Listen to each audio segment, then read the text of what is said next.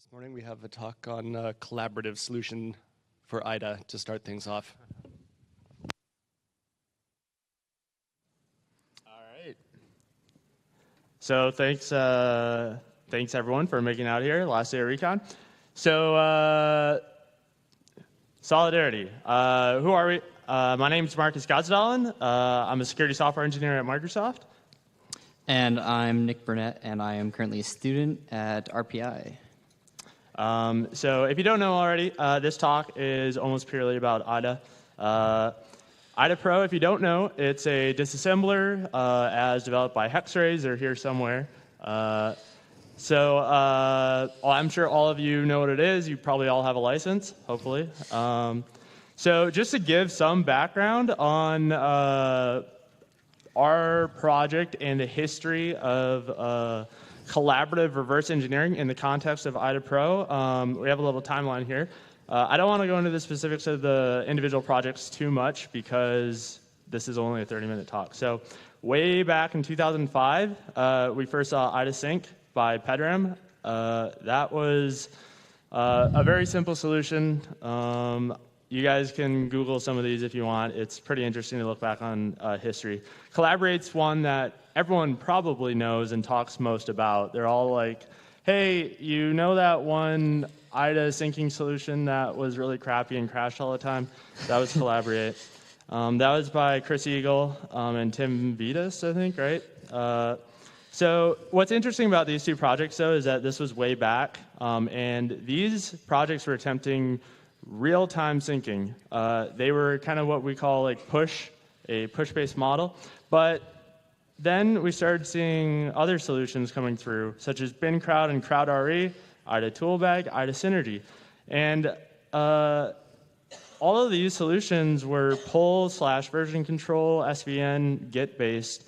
You would commit or you would push your changes up by hand, and other people would have to pull them down by hand. And it was very strange, kind of what happened here. And I like to say we stopped dreaming, right? But it also might have been the fact that IDA wasn't quite ready. The IDA API wasn't in a place where it could support real-time collaboration, real-time event capture to the degree that was needed for accurate event syncing, or how developers would need it. So version control, talking about why version control was bad is version control is a medium to document the process of creation, right? For source control, you're developing code, you're writing code. But reverse engineering is an exercise in discovery and digital cartography, right? You're trying to understand what this binary is, what this blob is. You're trying to document it. You're not writing code. You're not developing a system. So, pull and version control, SVN, Git, that seemed very strange for a medium of, storing and maintaining notes and whatnot. So here we are at recon2016, and we are unveiling SolIDArity, a personal project that we've been working on for about a year. Year and a half. Yeah, about a year, since about last June. So SolIDArity. We started off with these initial goals right here. Four key kind of central goals was we want to sync IDA databases in real time, right? We play lots of CTFs. We're very fast-paced.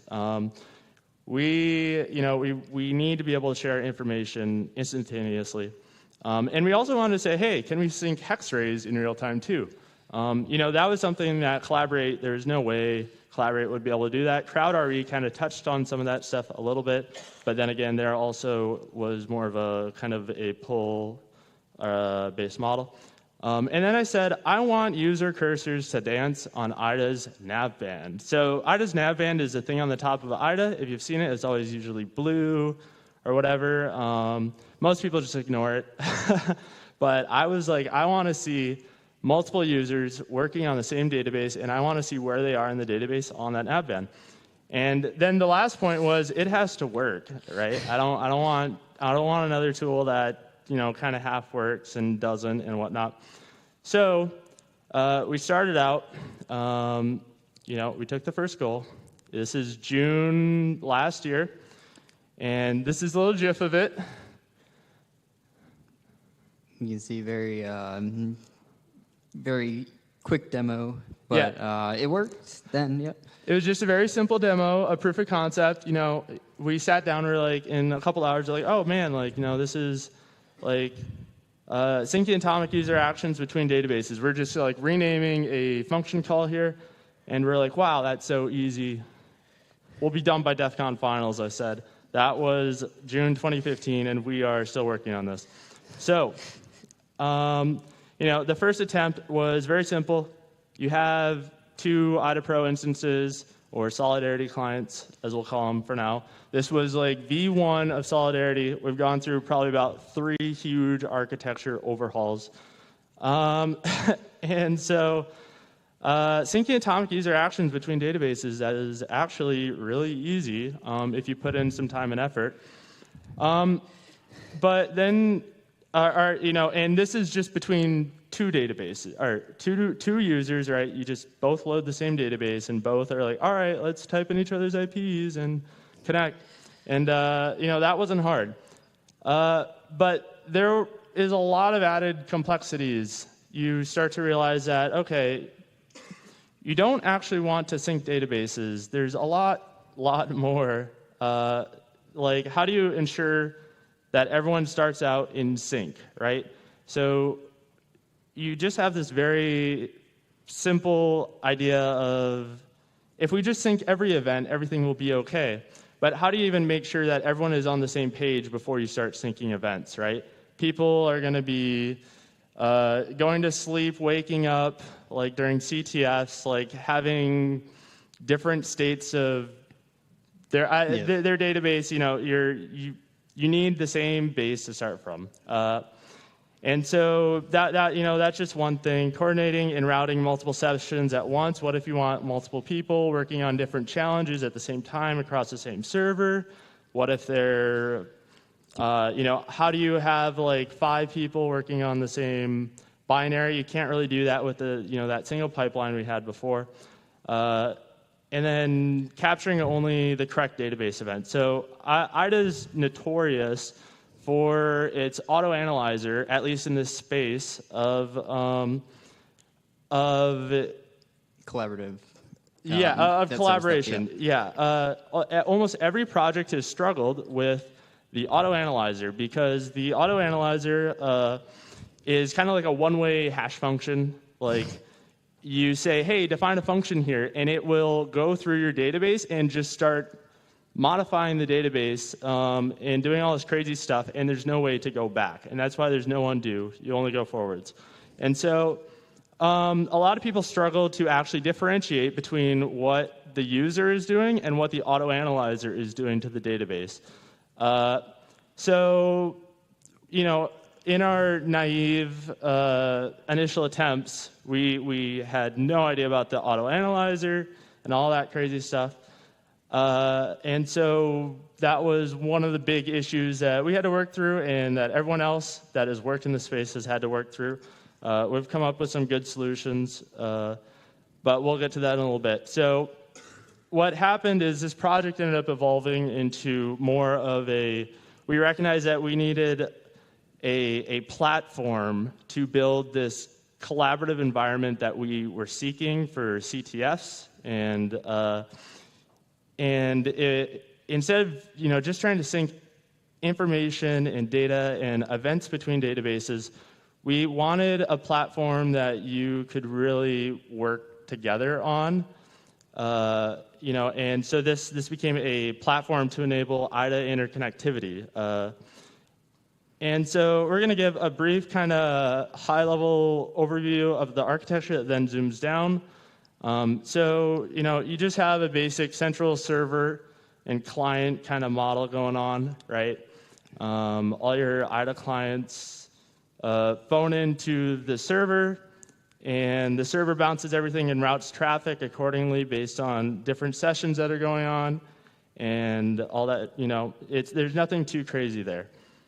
But then we start to get to kind of what we actually call the platform. So you have 2 two major components to SolIDArity. You have the client and the server halves. And so this is kind of the relationship we see between the two halves. So you have your client operating system, you could be Windows, Mac, whatever, running IDA Pro. And then you have a server OS. We've mostly been using Ubuntu, but it's just essentially we have a Python twisted I/O for networking. Yeah, we'll talk about it in a second. But. On the server, we'll get there. And then often on top of these, the server and the client, we're able to extend them with modules. So yeah, this is so we have in the plugin, which is built on top of IDA Pro, which is what we call the SolIDArity client itself, and then the SolIDArity server. And this whole getup right here is the platform. But then what we do is we actually build modules on top of the platform. So we actually made an IDA plugin that then has plugins. So it's kind of funny. And the server has equivalent plugins on its side. So it's a very interesting modular framework that you'll see some cool stuff here. So going into a little bit more detail about the client here, it's written in Python entirely. We actually had to extend IDA Python and flesh it out a lot early on because the event handling stuff was incomplete when we started last year. Now, I think as of 6.8 and 6.9, it is more complete, or if not finished at this point. So the client plugin is entirely in Python, which is different from Collaborate and some of the past projects which were built in C. And we actually use, the client is using the actor programming pattern, if you guys know about that, and it's specifically using the Python library. And so the actor programming pattern essentially is, it breaks up things into all these different little nodes or modules, and these modules communicate with each other. They pass messages between each other and act on these messages. And so, we have a core kind of module, and this kind of helps load and organize all the other modules. And all these modules can pass messages to each other based on their needs and what they're interested in doing. And so it's pretty sweet. It's all asynchronous. Nothing blocks anything else. And then there's more modules. Yeah. So on the server side of the deal, we have also, it's written in Python, but it's using Twisted, async I/O through Twisted to do the networking event loop and to keep things from blocking that way. And so we can handle like all the different clients coming in and route the events basically. And for the database model, we're using SQL Alchemy to do make the actual ORM modeling. And then, so the purpose of the server to route between clients, obviously, but then we also implemented a user management system and a web server to help you sort of like manage the entire system better. And we'll see that in a little bit later. But. Yep. And also just something that's kind of funny to note is that all of the network communication is over TLS 1.2, and we were like, oh, we should, put a little option there to like make it optional. But we're like, oh no, in the spirit of good security, let's actually force that on so you can't turn that off. So yeah, we actually, try and instill some good security standards here. So let's start talking. Let's get into this. We don't have a live demo. We have lots of really cool GIFs for you guys, which is basically our demo. So let's start talking about the modules that extend the platform, that really make up the core of what you guys care about, the syncing and all the really cool stuff. So the first thing we really needed, once we had, kind of established the platform, was some way to correlate, these users and these sessions and binaries. So if you have a binary, right, you want to have like 5 people working on this binary. So, we basically kind of call this a project. And this is, what becomes the foundation for collaboration. And so the projects module offers a few features. So even if you don't want to necessarily work in real time with other people, you might want to share databases with other people. So the projects module offers minimal functionality of you can easily upload databases, download databases to the server, and it provides a very easy way within IDA to access and push and pull databases super conveniently. It's no longer like, hey, what's your IP? Let me netcat my IDB to you. Yeah. You can just do all of this directly from within IDA. So this is a little demo of it. And so we're able to, from within IDA, actually go and create a project through this GUI. And we can actually, there's this entire directory structure that we can go in and create new directories and projects in, and then from there actually upload the database that we're working on right now so that other people can then use it once it's been uploaded. Yeah, and so you can specify some details about the projects or about the IDB so that other people can see it, and then we just upload it right to the server, and it will become instantly available to everyone else who's using the platform. And then, and then to show the analogous of this, the next one we are downloading and opening. So we have a blank IDA instance, and we're going to open from the server directly. Yep. So here's, a user. I just uploaded something. Someone else is like, all right, hey, I'm going to grab it and, join you. And so this downloads. And so now you could very easily access someone else's an IDB that they wanted you to get without having to do anything too complicated, and directly from inside IDA. Yep. So, I mean, even without talking about syncing events and, all this and that, we're already, starting to see some great, solid, collaboration opportunities right here with just, the ease of being able to share databases across, anyone that has access to the server. So like, a CTF team or a incident response team inside some company. Yep. Super convenient. Okay. And then quickly just mention users. Yeah. Let's see.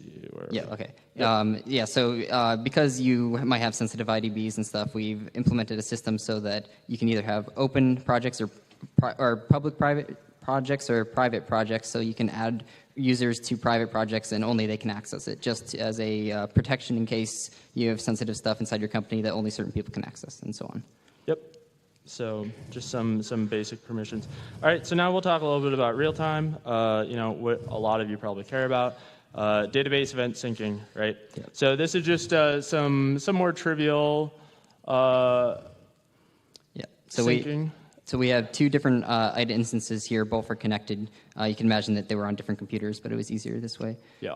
And so we're able to do all kinds of different operations in IDA, and they will be directly synced between both users in real time. So we're just doing some basic renames in this one. Here we're going to change an operand. So we change that to 20. You can see these on both sides. So this is what we call more of the easy syncing GIF. Yeah, because these are pretty simple operations. They don't have any side effects, really. Yeah, they don't tax IDA too heavily. So this is stepping up a little bit more. This is like structure creation and changing the types of the different fields and structures. This is a little bit more interesting, a little bit more out of the norm. Very useful, though, because structures are often very useful to have for reverse engineering, so it's great to be able to share them in real time with people working on the project with you. Yep. So this is just structure creation, defining some fields, renaming some stuff. It's all very quick. Mm-hmm. We'll just let this play through. How are we doing on time? Oh, we're doing good. We're doing good. So yeah, pretty cool, pretty convenient. Changing some types on the fields, And I think we end up actually deleting it entirely just for fun.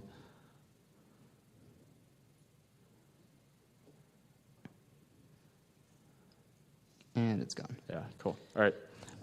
And then something a little bit more advanced here is we're actually going to engage the auto analyzer a little bit by undefining functions. You can see both sides have undefined them the same way. And so now we can go back and start redefining code and let the auto analyzer do its stuff, but you see they're still able to sync the same events even though IDA is creating a ton of actions that it's doing to its own database. So now we're starting to undefine and define selection of bytes, which is also a little interesting. It's different. Undefining and defining selections is actually different from just hitting U and like undefining from where you are downwards. So yeah, it's cool. We're screwing up all the code here, but it's in sync, right? That's what we care. We're trying to minimize divergences as much as possible. So, yep. So that was a little bit more advanced. So anyway, some of the secrets for the event syncing that a lot of people struggled on. I wanted to put more slides in here, but I ran out of time. So you only get one slide of some of the secret sauce. Is you have to really respect IDA's auto analyzer. So it might not have been the best design decision way back. I know I've seen Ilfok talk about how way back in the day they were hoping to have an AI built into IDA to help assist you with reverse engineering and whatnot. And so you really have to respect it and don't mess with it. Like when it needs to do stuff, you let it do stuff and you back off. And so the other super secret hint is hook and utilize the Qt subsystem. Like it is there for the taking, and you can do almost anything you want to IDA. Few people realize that, but IDA is so customizable. You could change just about any aspect. If you guys have seen some of the crazy Ollie customizations people have done. For Ollie debug and whatnot, like crazy menus and whatnot. Like you could do the same exact thing with IDA. Few people actually utilize IDA's API or its, the power of the Qt subsystem. So also, the last point is providing context to the signals and hooks and events that you use that are made available in IDA. Collaborate and some of the other projects just captured them and broadcasted them. But the thing is, some of those individual signals don't really mean a whole lot. You need to understand them in context. And I wish I had time to put together a diagram to better explain how we handle this. But our event syncing stuff, how we kind of deal with and watch and understand the auto analyzer and what the user is doing, is we actually use a finite state machine to walk through this finite state machine based on the signals we're receiving. So one signal could be interpreted 5 different ways. It could mean 5 different things, but it really depends on the context that you capture it. Yep. And that's how we try and interpret things. And avoid being bitten by the auto analyzer. Yeah. So, all right, let's keep moving through some of the modules. Yep. So replay. Very useful if your friend is doing a bunch of reversing and you went to sleep or something, and now he's done a bunch of changes, and you want to come back online and get those changes. So basically what we're showing here is we're going to make changes to one of the databases that's connected, and the other one is currently not open or connected. So then once we've made some changes, we will connect the other one, and it will sync up to the state of the first one, and we will be back in sync with the other one. You can see the changes happening in the background, and now we're back in sync again. And so if you think, you might think, oh, well, what if there's a ton of states? Well, we have a system where snapshots of the IDB get uploaded, you download that, and then rebase from there. So it's a very few amount of events that you actually have to sync, and so it really keeps you you're really able to keep up with that. So. Yeah. So we're already running low on time, Yep. so we gotta keep moving. So status bar. So in IDA, I saw the status bar on the bottom, and I'm like, wow, there's so much potential. So I started, doing crazy things with Qt, and I was like, I want to put stuff down there. And so I did. So I put like your server status. You can easily select which server you want to connect to. In case you have multiple, maybe you play with multiple CTF teams or companies or whatever. So you could just right-click this nice little thing, pick your server, whatnot, and go. But we got to keep moving. Like I said, we're running out of time. So invites. So I gave IDA Toast, right? Like we love Toast notifications. So imagine if you can right-click somewhere in the database and be like, hey, like here I am shouting across the room, hey, Nick, I found the bug. It's in this function. And he's like, oh, what function is that? I'm not going to say OX41BF73F anymore. I just say, I right-click, and I say, invite Nick here. And he just gets a notification, boom. He can just click that notification, and his database gets flung over there. Alternatively, you can also, if you were busy reversing something, you have your nice little queue of the notifications that came in. So your little inbox, this is kind of what the colors mean. But we got to keep going. So cursors. I said I want to put stuff on the nav band. Hexrays gives you two APIs. One of them refreshes the nav band. The other lets you draw a single line of pixels to the nav band. The refresh API doesn't actually work. So I had one API and the Qt subsystem to do this with. So you can see these are the different users we're working with. If you hover over them, you actually can see their names, which is fun. So you can kind of see where people are working in the binary and spread out that way. Yep. Practically, nobody will probably ever use this, but this was part of the vision. Yep. We're trying to establish a user experience, right? Yep. Hexrays. So we said we want to do Hexrays. Started working on it. I haven't worked on it in a little while. It is definitely feasible. This kind of demos some of it. This GIF's a little bit old. Yeah, so we are doing some different type changes and structural manipulation within the actual Hexray window, and it's syncing up to the other person who's also within a Hexrays window, and so that way you don't have to work at assembly level if you don't want. Yeah, so I mean, we all use Hexrays so much nowadays. It's a skill to be good at it. A lot of people just press F5 and are like, oh, this is unreadable. But, there's... we're working on silently syncing Hexrays. It's definitely very feasible. If you guys could open up the microcode, that would be great. Or some more SDK or APIs for it, that'd be awesome.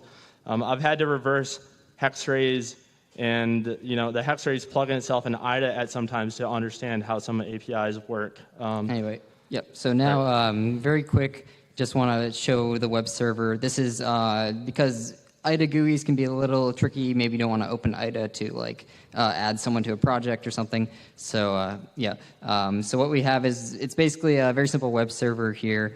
You can see all the projects that you are on. You can see recent actions that have happened. Here's an overview of the projects. You can see information oh, these all have sync enabled. That one's private, so on. You can get a view of the directories so that you can kind of visualize that better. And then further, you can go to a project and see very detailed information about what's been happening in it, so you can get an idea of how the reversing is going, and as well as be able to see all the IDBs that have been uploaded in case you want to take one out of the system and use it pertinently or something. And then so the other thing is we really want fine-grained control through the web interface because it's much easier to implement that kind of control through all the different forms and everything. So this is the easiest way to add users to projects, change project details and everything, so you don't have to go into IDA to do those kind of tasks that don't actually involve reverse engineering. So that's pretty much the web server. So there's there's actually there's a lot more that we did not cover. We only have 30 minutes, so we're out of time basically. We showed a bunch. There's a lot more planned.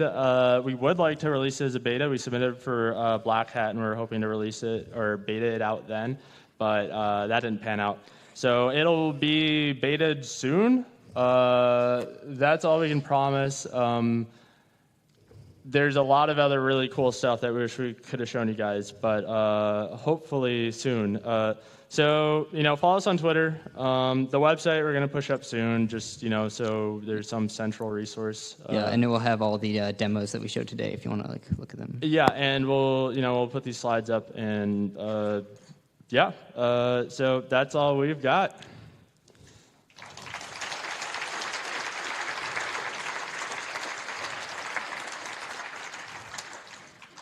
Yep.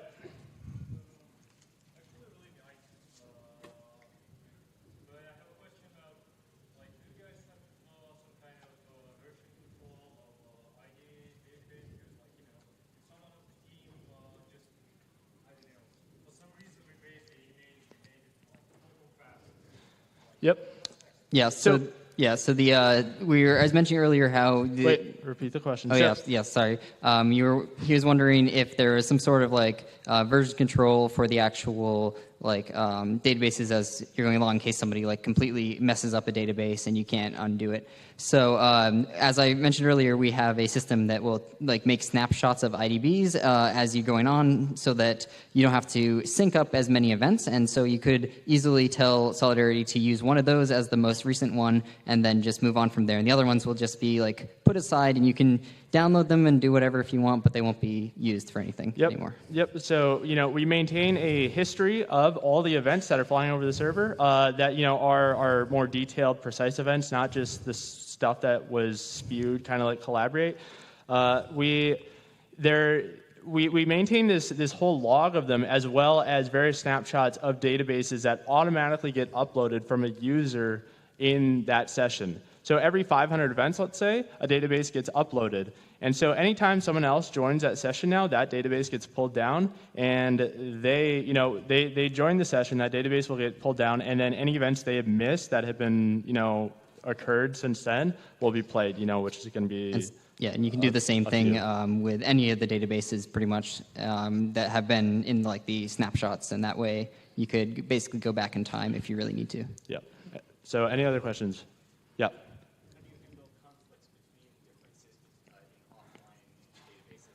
So divergences offline is just difficult, right? Like there is no good solution to that. So one thing, if you have to make a lot of changes offline, you can basically create that new snapshot then, and people who want to work from that kind of like fork of the thing can then go on from there. But the idea is you're doing most of the stuff online, so ideally you would be able to connect and send, like record the events that you've been making. Otherwise, the server doesn't know what you've been doing. Yeah, the simple answer is basically you get forked. So, yeah, I don't think we really have any more time. Unfortunately, we're already over. But hit us up. We'll be around for the rest of the day. Or otherwise, hit us on Twitter.